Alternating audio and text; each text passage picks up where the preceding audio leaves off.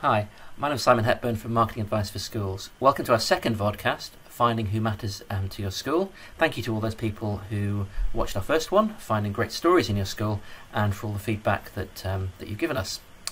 What we're going to do today is give a very quick overview of a simple but effective tool that is the start of the school marketing process. Who are the people and the organisations, the stakeholders that really matter to your school? Really important to be thinking about this at this time of year, particularly given the context that many schools find themselves in. Here's a couple of articles from the press recently. The article in the Observer, sorry, I said the Guardian, but it's the same paper, talking about the next year and how the shortage of teachers is really going to affect schools. You need to be reaching out to prospective teachers. You need to be considering your current teachers in order to drive your school forwards.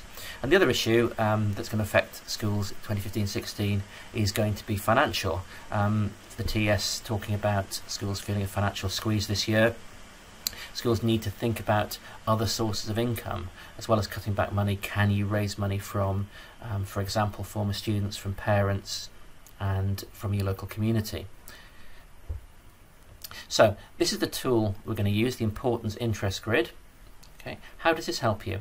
Well, the first thing really I think is to get to think about all the different stakeholders who matter to your school, people who can move your school forward.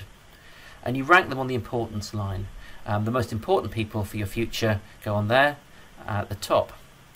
So for example, you might put your governing body, your current students and your current staff up there as really, really important. And perhaps in the past that might be all that mattered. You get them working well, your school succeeds. But this year, I'd suggest that you'd want to add on future staff. Really, really important to make sure that you have a pipeline of staff in the future. You might want to add former students. You might want to add your local parents, local community.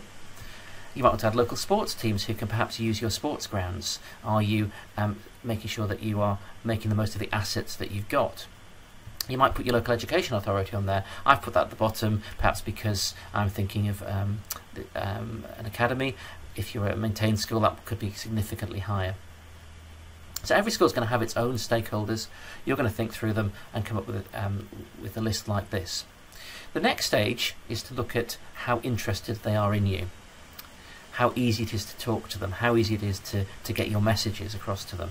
Now, some of these are very easy to talk to. We take the top 3, for example. You can write them letters, you can arrange meetings, and they will turn up. Other stakeholders are more complicated. Future staff. Well, maybe you're the sort of school that has a list of people who are interested in working at your school, and you feel confident in that area. Brilliant. But most schools aren't in that position this year. Most schools are going to be competing for staff who don't know about your school. So that goes on the left-hand side. Similarly, former students. Are you in touch with them? Are you working with them? Possibly not. Are you arranging meetings for them?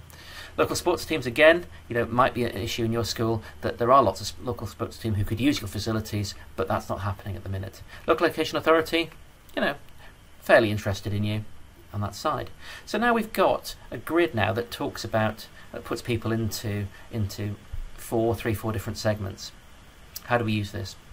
Well, the simple thing to do is to divide it into 3. Top right, you use as supporters, governing body, current students, current staff. Can you find the stories from them that will persuade other stakeholders that you are doing a good job? Case studies, good quotes, that sort of idea. You want to engage and listen to the people on the top left. What do future staff want from schools? How can your school provide that better? What do former students want from you? They want to meet up with their fellow students, perhaps want to come back and have visits, perhaps want to come back and have events. Local sports teams, flexible use of facilities in the evening. And then a third group, local education authority in the bottom, in the informed group. Keep in touch with them. You never know, in 5 years' time, things may change in schools. Local education authority may become incredibly important. What have we done? Well, what we've done is we've really started to think about marketing programs. Groups of people who you can talk to and find stories from. Groups of people who you're going to go out and try and engage. And groups of people who you're just going to inform. You've started working on a marketing plan. So I hope this tool and tools like it, this tool gives you an idea of how we can use models to break down marketing challenges into small bits.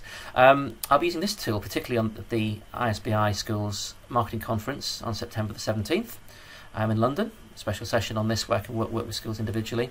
We're also going to be using this tool at the marketing workshops we're running with RHL Consulting in October and November in Birmingham and Leeds. So please have a look at marketingadviceforschools.com if you're interested in that.